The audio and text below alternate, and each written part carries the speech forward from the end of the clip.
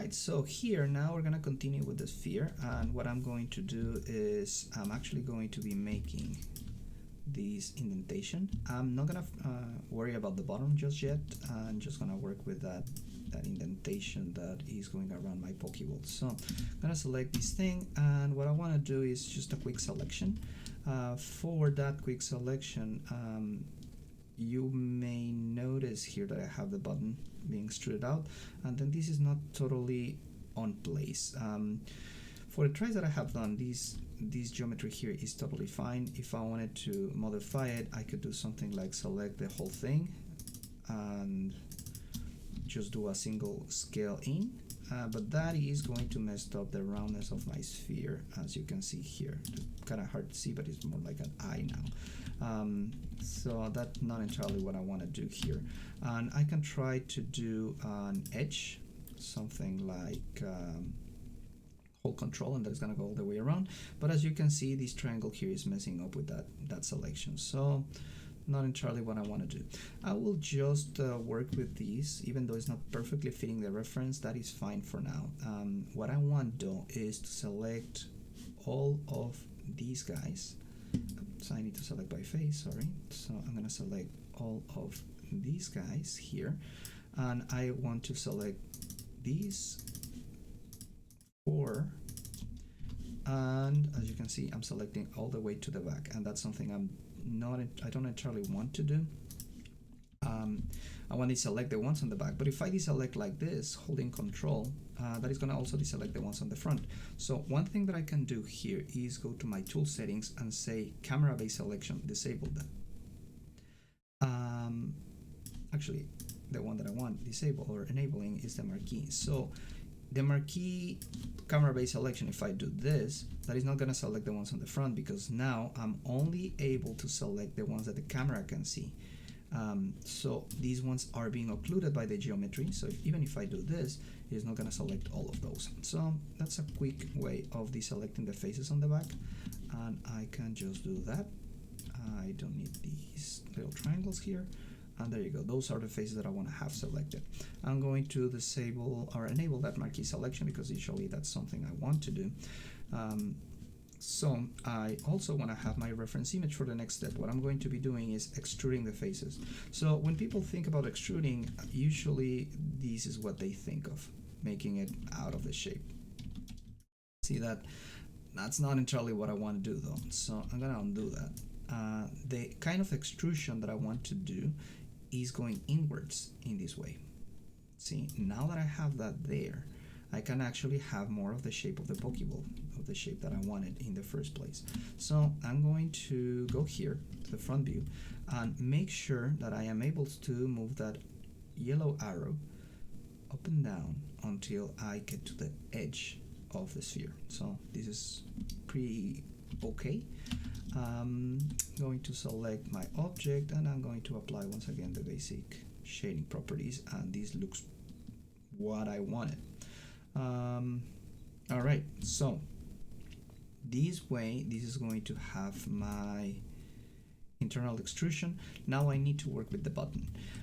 In this case, working with the button like this is going to be a little bit complicated. As I was mentioning earlier, if I select this and say control, and then here I'll have to try to eyeball these, and then I'll have to try to avoid. See, it's getting messy, and that's why working with triangles is really not the best idea. Now in this case, these triangles are not really that complicated to clean up. If I select this edge and shift double click all the way here, it is going to create a straight line. Remember, these were original quads and triangles in the first place, so if I hold control and delete, that is going to get rid of that line. See, now one thing that is going to be really important here is that I say control delete. If I just hit delete, it seems that it did the same result, but notice how my line doesn't continue the whole way. If I go to my selection of vertices, notice how these vertices are still present. So that's why I need to do control and delete. So edge here and here. Control delete is going to get rid of the vertices as well. So There's nothing to worry about over there. And I'm going to go to my edge and do the same thing on the front. Now everything is made out of quads and triangles, but the most important part here is that I can actually work with this edge. So I'm gonna go to my cut and see if I hold control, that is going to let me do a cut that go all the way. This is basically, holding control is basically the same thing as eyeballing a insert edge loop. If I hold shift while holding control, you can see the snapping. See, with snapping, without snapping. So I'm gonna go to the front view and I'm going to do a snap here on the front. This is where my cut is going to go. Now at this point I don't need a cut in the back because why would I? It's a different part of the Pokeball. But take a look at my polycount right now. I have 856 faces, which is okay, but this edge here is doing nothing for me. It was present just for the sake of duplicating my geometry down there and working a little bit smarter, but there's really nothing going on down here. So what I'm going to do is get rid of it. So I'm going to double click here, shift double click here, and then control delete that. That is going to reduce it now to 792, and that is because I have the subdivision of 16. So that is a way of saving some geometry while maintaining this. At this point, I will just delete the history of this object, and then I'm going to be working with the button. So for the button, I can select these faces, but now I'm gonna do that again in my tool settings, camera base selection. So I just want to select this one on the front, so face, and I want to work with only these faces here, and this one. I'm just gonna double check that I did everything right, which I did. And now this time around I also want to extrude my button, but if I extrude my button, notice how this is just going to grow this way. Oh, and I have something else selected over here, so it was a great catch. So I'm gonna undo. Sometimes if you say control extrude it and leave it like that, I'm not moving it, I'm just going to go to my object mode selection or whatnot, the faces are going to be right on top of each other. So if I do this, notice how the faces are still there. They were just in a weird position, and you generally don't want to have that. So whenever you extrude, make sure that you're moving it. So I'm going to select these and these. I want to extrude once again. Now again, if I extrude inwards, then oops, stop with my selection now. I want you out of the picture. Control E once again. If I extrude it in, that seems perfect. So if I extrude it in, it is going to create that going inwards. If I extrude it out, it is going to create that going outwards. But that's not really what I want with my button. See, that doesn't really look like the button that is described over here. This is perfectly flat. This little widget that I have on the top is going to let me do